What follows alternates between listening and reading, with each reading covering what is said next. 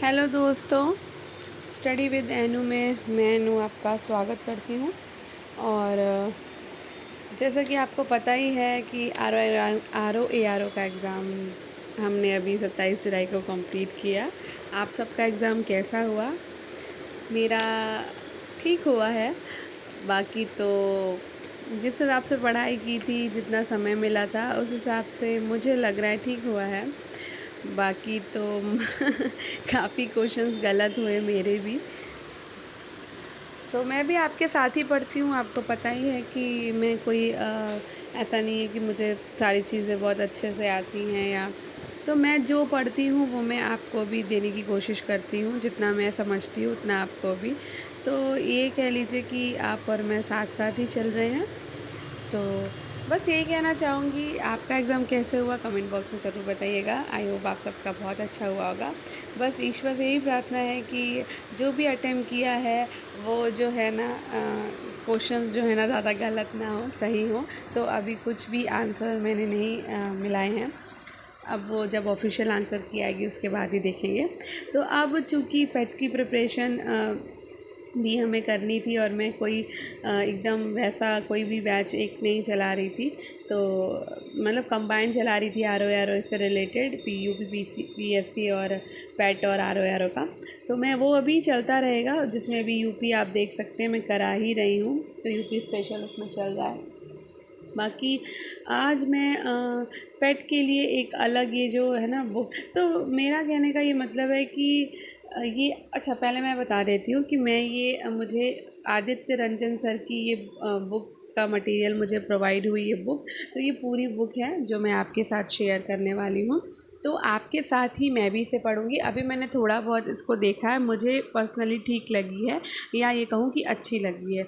लेकिन और उनका बहुत बहुत धन्यवाद कि उन्होंने ऐसी बुक जो है वो मार्केट में मतलब हम लोगों को प्रोवाइड करी, ताकि हम इससे अच्छे से गाइडेंस ले सकें और पढ़ सकें।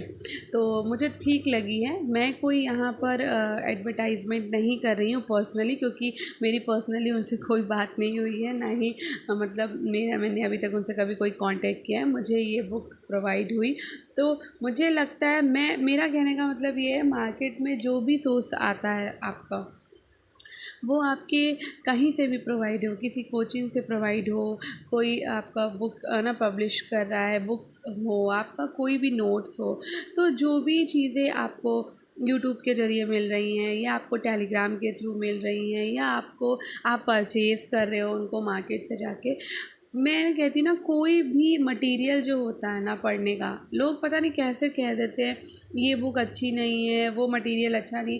मुझे लगता है ना कि अगर पढ़ने के लिए चीज़ें बनी है ना, तो उसमें मैं मानती हूँ कि वैसा कंटेंट जैसा आप चाहते हैं, हो सकता है वो उस बुक में या उस नोट्स में वैसा ना हो। लेकिन हर एक बुक, हर एक नोट्स, हर कोई भी चीज़ जो मटेरियल हमें पढ़ने के लिए मिलता है ना, कभी भी कुछ भी वेस्ट नहीं होता, कुछ भी बेकार नहीं होता, कुछ भी ऐसा नहीं होता जैसे बहुत ईज़िली सब बोल देते हैं ये तो बेकार कंटेंट है, बेकार मटेरियल है, बिल्कुल बेकार बुक है। ऐसा कुछ नहीं होता है। हर एक किताब, हर एक नोट्स, हर एक सोर्स आपको जो आपके स्टडी से रिलेटेड है, वो कुछ ना कुछ आपको दे के ज़रूर जाता है। अगर आप उससे पढ़ोगे तो उससे कुछ ना कुछ आपको मिलेगा ही मिलेगा। तो मैं ये मान के, मुझे जो भी मटेरियल मिलता है या जो मैं करती हूँ, मतलब मटेरियल मिलता से मतलब जो भी मुझे यूट्यूब से मिलता है, या जो भी मैं टेलीग्राम के थ्रू मिलता है मुझे, या मैं वो सारा आपके साथ साझा करती हूँ। क्योंकि वो मैं भी पढ़ती हूँ, और इसमें मुझे बिल्कुल वो नहीं है। अब कुछ लोग बोलेंगे कि आप दूसरों का मटेरियल उठा के डालते हो, तो मैं डालती नहीं हूँ, मैं पढ़ती हूँ। तो मैं सोचती हूँ कि मैं आपके साथ भी उस चीज़ को साझा करूँ। अब इसमें बहुत सारे लोग बोलेंगे कि आप ऐसे करते हो, आपको कॉपीराइट आएगा। अब आएगा तो देखेंगे, बंद हो जाएगा तो बंद हो जाएगा। मैं यहाँ कोई अर्निंग के लिए इस चैनल को मैंने शुरू नहीं किया था। मैंने जस्ट अपनी पढ़ने के लिए शुरू किया था और मुझे लगा था मेरे जैसे बहुत सारे लोग होंगे जिनको सोर्स, बल्कि मुझसे भी ज़्यादा मुझे तो कुछ सोर्सेज मतलब मिल जाते हैं, मटेरियल मिल जाता है, पर बहुत सारे लोगों को तो मटेरियल नहीं मिल पाता। तो अगर उनके पास एक फ़ोन है और अगर वो यूट्यूब के ज़रिए पढ़ना चाहते हैं तो वो मेरे साथ पढ़ सकते हैं। अगर मैं किसी की हेल्प अपने थ्रू कर सकती हूँ तो मैं करती हूँ। दूसरी बात, अगर मटेरियल हमें टेलीग्राम पे, यूट्यूब पे या मार्केट में कहीं भी जो बुक्स अवेलेबल होती हैं वो हमारे पढ़ने के लिए ही अवेलेबल होती हैं। तो अगर हम दूसरों के साथ उसको साझा कर रहे हैं तो उसमें गलत क्या है? मुझे तो कुछ गलत नहीं लगता है। और दूसरी बात, मैं यही कहूँगी, हर एक बुक, हर एक मटेरियल बहुत अच्छा होता है। हर चीज़ को पढ़ना चाहिए। मैं हर एक बुक को, जितना चीज़ मुझे प्रोवाइड होती है, मैं पढ़ने की कोशिश करती हूँ और उसे ख़त्म करने की कोशिश करती हूँ। और अब मैं चूँकि इस श्रृंखला में आगे बढ़ रही हूँ तो मैंने सोचा मैं खुद भी पढ़ती जाऊँगी इस बुक को और आपको भी इसके साथ साथ प्रोवाइड कराती जाऊँगी। तो मुझे ये अच्छी लगी। मैं इनका क्या कहती हूँ, आदित्य रंजन सर का बहुत बहुत धन्यवाद करती हूँ जिन्होंने ये बुक जो है ना लॉन्च करी है और हमारे पेट के लिए। तो ये 2025 की है, आप देख सकते हैं। प्रारंभिक अर्हता परीक्षा 2025 समूहगा संपूर्ण गाइड है ये, विषयवार वस्तु सिद्धांत और अवधारणा। और आप यहाँ देख सकते हैं, यहाँ पे सर का फ़ोटो लगा हुआ है। और एक सेकेंड, मैंने नेट बंद करना मैं भूल गई क्योंकि बार बार नोटिफिकेशन आते रहते हैं। तो ये इस तरह से देख रहे हो आप। तो मैं इनका धन्यवाद करती हूँ। जैसे भी मुझे उनसे तो प्रोवाइड नहीं हुई, पर जिसके भी थ्रू मुझे ये प्रोवाइड हुई है उसका मैं उनका भी बहुत बहुत धन्यवाद करती हूँ कि मुझे ये प्रोवाइड हो पाया। तो ये आप देख सकते हो, इसमें सारी चीज़ें हैं। तो हम सब एक के बाद एक पढ़ेंगे और थोड़ा जल्दी जल्दी पढ़ने की कोशिश करेंगे। तो आज ये इसका पार्ट 1 है। कल हमने इसका सिलेबस देख लिया था, यूपीपी ट्रिपल एससी का, पेट का। तो आप देख सकते हो, ठीक है। ये देखिए, एक्साइज इंस्पेक्टर लिखा हुआ है और देखो कॉपीराइट का भी यहाँ पे दिया हुआ है। तो देखिए, यहाँ पे व्हाट्सएप दिया हुआ है। ये सारी चीज़ें तो मुझे मिला, मुझे लगा मैं पढ़ रही हूँ तो मैं आपके साथ भी इसको साझा कर रही हूँ, ठीक है।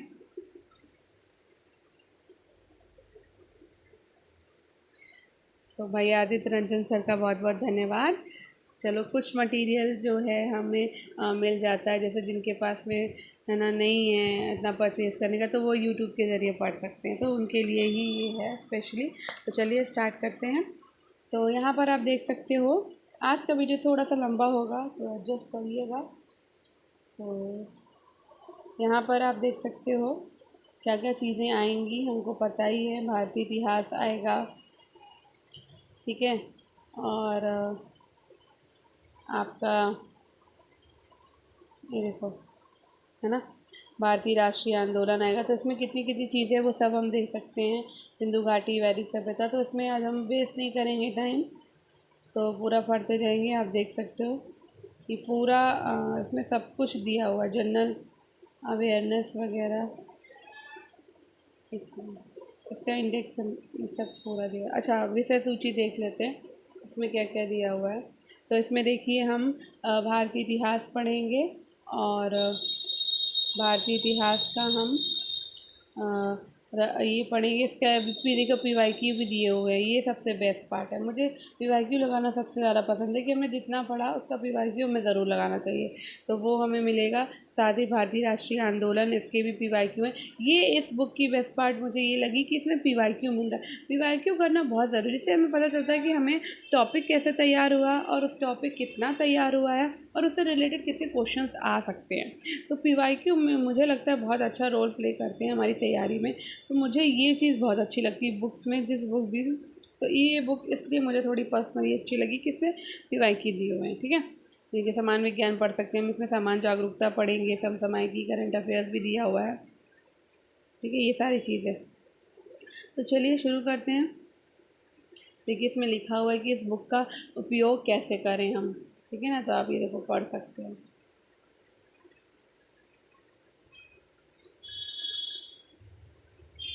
देखो, है ना, 10 प्रश्न पत्र भी हैं इसमें। विषय के अनुसार पढ़ाई करें, सिलेबस के अनुसार क्रमबद्ध किया गया है, ठीक है। तो कमज़ोर विषयों को पहले पढ़िए, सिद्धांत को गहराई से समझिए, है ना। मॉक टेस्ट करिए। एक बार हफ्ते में मॉक टेस्ट करिए और अपने नोट्स बनाइए, इसे बार बार दोहराइए, सूत्र, तिथियाँ, परिभाषा जैसे पॉइंट्स को नोट्स बनाइए, ठीक है ना। रोज़ का लक्ष्य रखिए।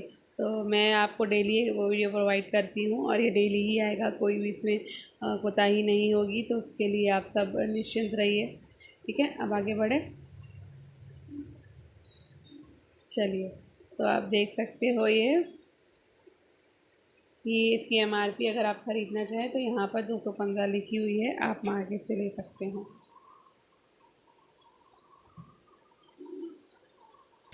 तो ये आप देख सकते हो। आज का वीडियो थोड़ा सा लंबा होगा तो परेशान मत होइएगा। तो वो मैं दोबारा से कहूँगी, आदित्य रंजन सर का बहुत बहुत धन्यवाद। आपने ये बहुत अच्छी बुक हमें दी है। तो हर बुक हमें कुछ ना कुछ देती है और ये बुक भी हमें कुछ ना कुछ देगी, इसलिए अच्छे विश्वास के साथ इसको पढ़ना हम शुरू करते हैं आज से। तो बहुत ज़्यादा दिन बचे नहीं हैं, 40 डेज़ बचे हैं खाली। तो 40 डेज़ में हम ये पूरी बुक कंप्लीट कर लेंगे, बल्कि मुझे विश्वास है कि मैं उससे पहले ही इसे ख़त्म कर लूँगी। तो मैं फ़ास्ट करती हूँ, आपको पता है फ़ास्ट पढ़ेंगे तो हम ज़्यादा पढ़ पाएंगे, क्योंकि ऑलरेडी हम पढ़े हुए हैं RO में, तो हमें बहुत ज़्यादा एकदम वो नहीं होना है, ठीक है।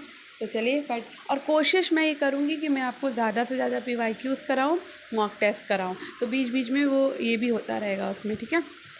चलिए, तो वो अलग टाइम पे आएगी। और आपको पता है मेरी एक दिन में 3 वीडियो आती है, तो मैं यहाँ पे फिर से आपको बता देना चाहती हूँ कि मैं यहाँ पर आपको करंट भी देने वाली हूँ। यानी एक वीडियो आपकी करंट की भी आएगी, जिसमें मैं ई दृष्टि कराऊँगी, वार्षिक वाली करा रही हूँ। और ई दृष्टि ख़त्म होने के बाद मैं घटनासार पर आ जाऊँगी। एक आपका ये इस बुक से रिलेटेड ये पेट का वीडियो आएगा, ये पूरी बुक आएगी, इसकी सीरीज़ मैं शुरू कर रही हूँ आदित्य रंजन सर वाली आज से। ये आपका एक टाइम पर ये आएगी। तो करंट आपको पता है दोपहर को 12 बजे आती है, ठीक है। और एक आपका मैं LT ग्रेड का मैं NCERT चला रही हूँ, जो मैं शुरू कर चुकी हूँ, वो भी मैं आज से ही शुरू कर रही हूँ। ये सारी चीज़ें 1 अगस्त से सारी क्लासेस आपकी पूरी ठीक तरह से शुरू हो रही हैं। तो ये NCERT भी आपको शुरू हो रही है या हो चुकी होगी, 1 अगस्त से शुरू होगी ये भी। और ये पेट वाला भी आपका, तो ये भी आपका आज का जो 1 अगस्त से ही शुरू हो रहा है। और ये करंट भी अब मैं कंटिन्यू करूँगी। इसके 2 पार्ट मैं करंट के करा चुकी हूँ, ई दृष्टि के, पेट वाली और ये NCERT, ठीक है। तो NCERT भी आपका अब मुझे एक आपका ये 12 बजे आएगा, एक आपका सुबह 8 बजे आएगा, ठीक है। और एक आपका आएगा शाम को 5 बजे। तो ये 3 वीडियो आपके दिन में आएंगे, जिसमें आप NCERT पढ़ेंगे। तो देखो NCERT मैं 6th क्लास से शुरू करी, तो ये आपका LT ग्रेड में भी काम करेगा और आपका पेट में भी काम करेगा, ठीक है। ठीक है, और जो हम पेट में पढ़ रहे हैं वो हमारा LT ग्रेड में भी काम करेगा और पेट में तो करेगा ही करेगा। करंट आपकी पेट में भी काम करेगी प्लस LT ग्रेड में भी काम करेगी, ठीक है। तो ये सारा जो तीनों क्लासेस हैं ये आपकी LT ग्रेड से भी कंबाइंड हैं और आपकी पेट से भी। तो पेट का फॉर्म भी आ चुका है, आई होप आप सब ने फिल करना शुरू कर दिया होगा। और मैं आपको यहाँ बता दूँ, मैं सोशल स्टडीज़ यानी कि SST की क्लासेस करूँगी, क्योंकि मेरा सब्जेक्ट SST है, तो मैं आपको SST प्रोवाइड कराऊँगी। वो आपका मैं GS पोर्शन भी कंप्लीट कराऊँगी इसमें, और आपका सब्जेक्टिव भी जो आपका सब्जेक्ट होगा तो मैं वो भी कंप्लीट कराऊँगी, ठीक है। तो बस मैं आपको यही इन्फॉर्मेशन देने वाली थी कि आप स्किप ना करें। ये तीनों वीडियो, दिन में 3 वीडियो आएंगे, बिल्कुल भी इसमें कोताही नहीं होगी। अगर कोई प्रॉब्लम मुझे रेगुलर बेसिस में नहीं हुई तो एक भी दिन वीडियो स्किप नहीं होगा। आप देख सकते हैं यूपी वाला तो कंटिन्यू आ ही रहा है, एक भी दिन मैंने स्किप नहीं किया है। आप चाहें तो यूपी स्पेशल वाला अभी भी देख सकते हैं, वो अभी भी चल रहा है, ठीक है। इसके साथ साथ मैं लाइव पे भी आती हूँ और लाइव पे भी मैं टॉपिक्स को कवर कराती हूँ। तो अगर आप लाइव के थ्रू टॉपिक्स को कवर करना चाहते हैं तो आप लाइव पे भी टॉपिक्स को कवर कर सकते हैं। तो मैं कुछ टॉपिक्स होते हैं जो मैं लाइव पे कवर कराऊंगी, जो मुझे लगता है कि रिटर्न में मुझे कराना चाहिए।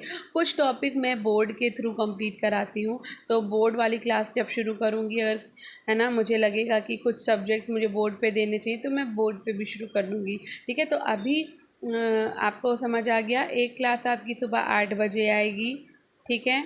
एक क्लास आपकी 12 बजे आएगी और ठीक है। और एक क्लास आपकी शाम को 5 बजे आएगी, ठीक है। तो 12 बजे आपका करंट आएगा और 8 बजे शायद मैं पेट का ये दूंगी और 5 बजे शायद आपकी एलटी ग्रेड वाली यानी कि एनसीईआरटी आएगी, ठीक है। सॉरी, एलटी ग्रेड बोल रही हूँ, ये एनसीईआरटी वाली आएगी। और ये पेट वाली जो अभी आदित्य रंजन सर की बुक है, ये मैं अभी शुरू कर रही हूँ, ठीक है। तो चलिए स्टार्ट करते हैं। थोड़ा सा इंट्रोडक्शन हो चुका है, ज़्यादा लंबा हो जाएगा फिर आप बोर हो जाओगे। तो 15 मिनट ऑलरेडी हो चुके हैं इसमें। तो आज हम थोड़ा सा वार्म अप ही कर रहे हैं। तो हम यहाँ पर आप देख सकते हो थोड़ा बहुत पढ़ते हुए चलेंगे। तो इसमें सिंधु घाटी सभ्यता है, वैदिक काल है और उत्तर वैदिक काल है। तो हम देख सकते हैं इसमें अभी हम कितना पढ़ेंगे, सारा एक साथ पढ़ने की कोशिश नहीं करेंगे, थोड़ा थोड़ा सा पढ़ते हुए चलेंगे। और कोशिश मेरी यही रहेगी कि मैं जो हूँ ना, एक सेकेंड, जितना हम पढ़ते जाएं उसके हम इसके PYQ भी लगाते जाएं, है ना। कोशिश मैं यही करूँगी, ठीक। तो चलिए स्टार्ट करते हैं। तो पहला है हमारा, आप देख सकते हो, सिंधु घाटी सभ्यता दिया हुआ है। तो थोड़ा थोड़ा सा पढ़ेंगे, सारा एक साथ पूरा हिस्ट्री ख़त्म नहीं करने वाले हैं हम। वैसे ज़्यादा पेजेस में नहीं है, ये 8 पेजेस दिए हुए हैं हिस्ट्री के, लेकिन फिर भी हम कम पे ही करेंगे, ठीक है। चलिए स्टार्ट करें। छोटे वीडियो रहेंगे तो आपको भी पढ़ने में अच्छा लगेगा और बोरियत नहीं होगी, ठीक है। तो एक एक टॉपिक कवर करते हैं। तो सिंधु घाटी सभ्यता पढ़ लेते हैं पहले।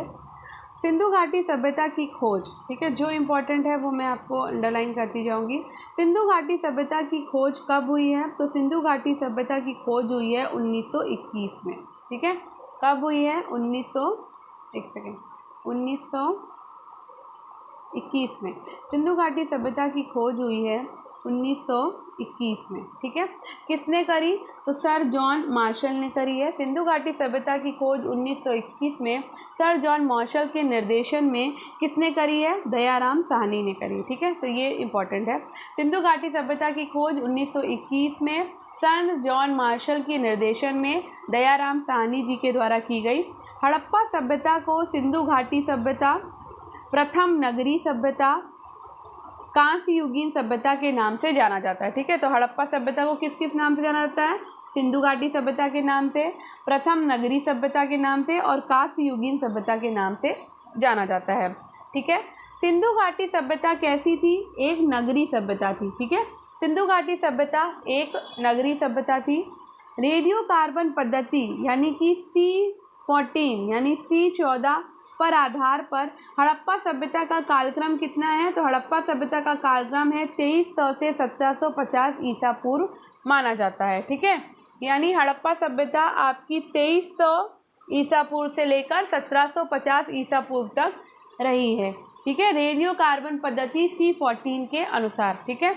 अपनी अवस्थिति के कारण ये सभ्यता आपकी कैसी है? त्रिभुजाकार में विस्तृत है, ठीक है। तो अगर पूछा जाए कि इसका आकार कैसा है, तो त्रिभुजाकार था, ठीक है। जो उत्तर में मांडा, उत्तर में क्या है? उत्तर में इसके, एक सेकेंड ऊपर कर लेते हैं थोड़ा। जो उत्तर में आपके मांडा, पूर्व में आलमगीरपुर, पश्चिम में सुतकांगेडोर और दक्षिण में दैमाबाद तक फैली है। ये इंपॉर्टेंट है, कभी कभी मिलान में आ जाता है। उत्तर में मांड, पूर्व में आलमगीरपुर, पश्चिम में सुतकांगेडोर और दक्षिण में दैमाबाद तक फैली हुई है। यहाँ पर हम इस डायग्राम को देखेंगे, ये देखो दिया हुआ है, थोड़ा छोटा कर लें, ठीक है। ये देखो यहाँ दिया है, उत्तर में मांडा, जम्मू कश्मीर। मांडा कहाँ पर है? तो ये है जम्मू कश्मीर में। नदी कौन सी पड़ती है? चिनाब नदी, ठीक है।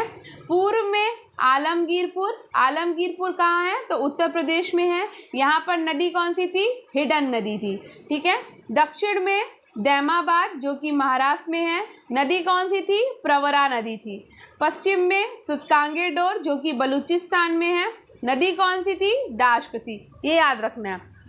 उत्तर में मांडा जम्मू कश्मीर, नदी चिनाब। पूर्व में आलमगीरपुर उत्तर प्रदेश, नदी हिडन। पश्चिम में सुतकांगेडोर बलूचिस्तान, नदी दाश्क। दक्षिण में दैमाबाद महाराष्ट्र, नदी प्रवरा। ये इतना इम्पोर्टेंट कर रखना है, ठीक है। चलिए अब आगे बढ़े।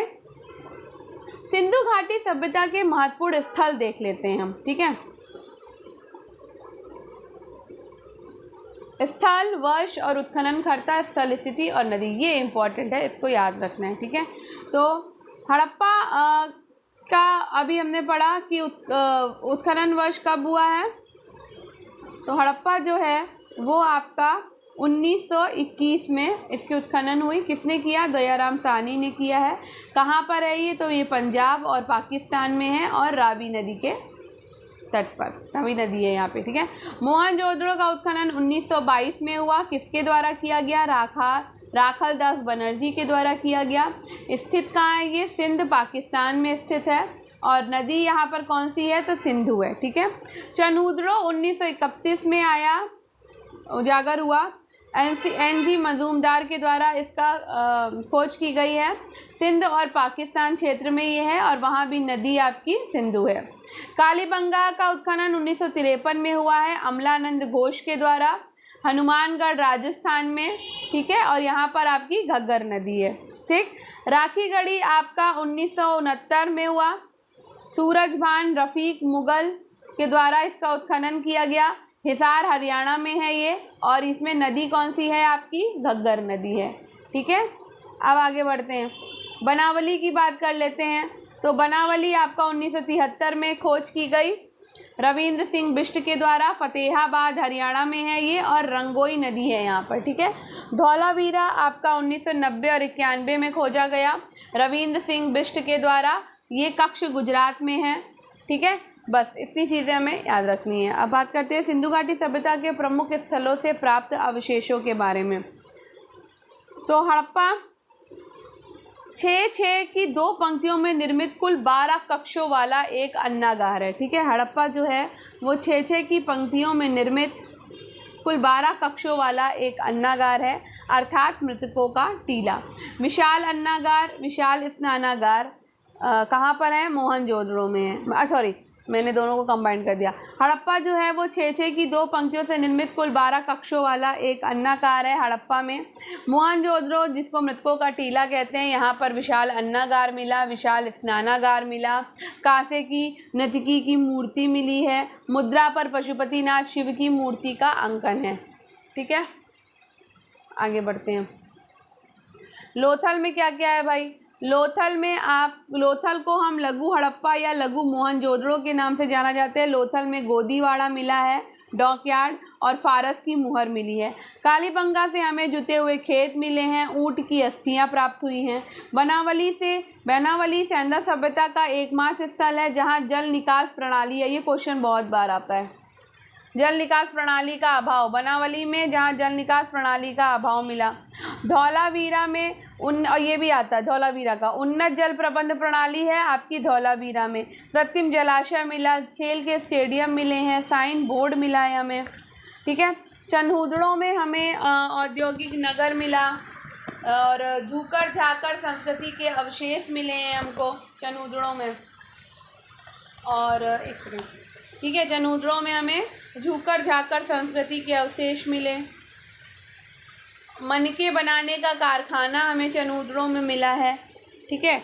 और पीतल की इक्का गाड़ी मिली है। एक मुहर पर बिल्ली के पीछे भागते हुए कुत्ते के पदचिह्न वाली मुहर मिली है।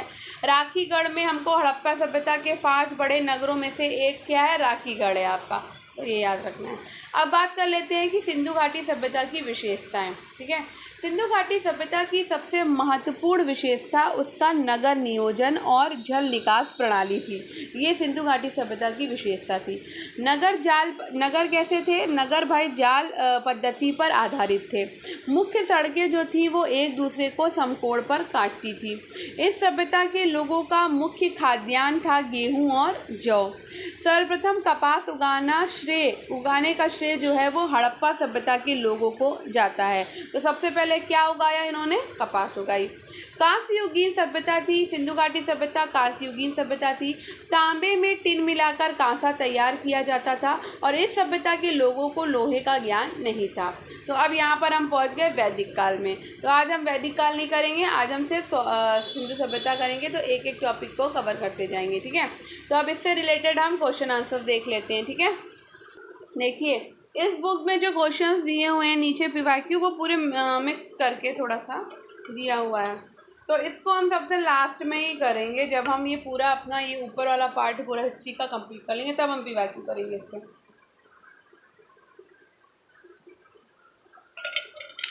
अभी मैं बता देती हूँ आपको कि कौन कौन से क्वेश्चंस आने के चांसेस, मतलब इससे कितने क्वेश्चंस आ सकते हैं, बन सकते हैं। जैसे कि सिंधु घाटी सभ्यता से हमारा क्वेश्चन बन सकता है जैसे कि मानव समाज कैसा था, हड़प्पा सभ्यता कौन सी घाटी की सभ्यता है ना, सिंधु सभ्यता किससे संबंधित है, तो ये आदि ऐतिहासिक युग से संबंधित है। इस तरीके के क्वेश्चन इसमें बनेंगे, ठीक है। सिंधु घाटी की सभ्यता कैसी थी, तो गैर आर्य थी, क्योंकि वो क्या थी, वो नगरीय सभ्यता थी, ठीक है। इस तरह के क्वेश्चन पढ़ेंगे। तो मैं पेट का भी आपको थोड़े से पीवाईक्यू कराऊंगी, ठीक है। आज थोड़ा सा मुझे लगा कि मैंने काफ़ी थोड़ी बात करी और आपको इसका इंट्रोडक्शन दिया, तो थोड़ा सा ये वीडियो बड़ा हो गया है, तो इसलिए मैं इसको रोक रही हूँ। और अब हम इसके बाद कल वाले इसमें करेंगे वैदिक काल के बारे में, ठीक है। तो आई होप आपको सिंधु घाटी सभ्यता समझ आ गई होगी, और जितना इम्पोर्टेंट इसमें सब इम्पोर्टेंट ही दिया हुआ है। ये एग्ज़ाम में आने के चांसेस है, इसमें बहुत ही मतलब एकदम इम्पोर्टेंट दिया कि आपको बस इतना पढ़ना, ज़्यादा इधर उधर भागना नहीं। तो ये बुक मुझे थोड़ा तो अच्छी लग रही है और आपको भी शायद पसंद आ रही होगी, तो आप मेरे साथ पढ़ते जाइए, मैं भी आपके साथ ही पढ़ रही हूँ। तो कल हम आप देख सकते हो वैदिक काल करेंगे, और इसके साथ साथ हम बौद्ध धर्म भी कंप्लीट करेंगे, क्योंकि मेरा कोशिश यही है कि बहुत बड़ा वीडियो नहीं हो, 15-20 मिनट का वीडियो रखूँगी। आज थोड़ा सा बड़ा हो गया, ज़्यादा होगा तो आधे घंटे से ऊपर का वीडियो नहीं करना चाहती हूँ। तो चलिए हम मिलते हैं कल। आई होप आपको ये वीडियो पसंद आया होगा। तो अगर ये आपको आज का वीडियो पसंद आया हो तो वीडियो को लाइक करिए, शेयर करिए और चैनल को सब्सक्राइब करिए, और स्टडी विद एनू के साथ कनेक्टेड रहिए, ठीक है। स्टडी विद एनू को सब्सक्राइब करिए, बेल आइकन को प्रेस करिए,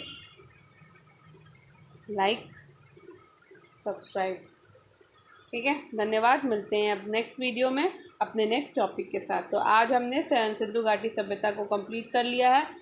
अच्छे क्वेश्चंस दिए हुए थे इसमें। अब हम एक साथ इसका पूरा का पूरा पीवाईक्यू करेंगे, ठीक है। तो जल्दी हम टेस्ट लगाएंगे, मैं बीच बीच में टेस्ट भी आपको लगवा दूंगी किसी दिन, या फिर लाइव पर हम टेस्ट कर लें, जैसा आप कहो। तो हम लाइव पे टेस्ट कर लेंगे, जब हमें लगेगा कि हमें हम लाइव पे टेस्ट कर लेते हैं। लाइव पे टेस्ट करेंगे तो ज़्यादा सही रहेगा। चलिए देखते कैसे क्या हो सकता है। फिलहाल ये कंप्लीट करेंगे, तो आप देखते रहिए, करंट अफेयर्स की भी देखते रहिए, सारा एक साथ चलेगा। धन्यवाद। मिलते हैं कल अपने नेक्स्ट टॉपिक में, आगे बढ़ते हैं इसमें। धन्यवाद। और ठीक है, चलिए कल बात करेंगे, बाकी लंबा वीडियो हो रहा है बहुत। आपका दिन शुभ हो।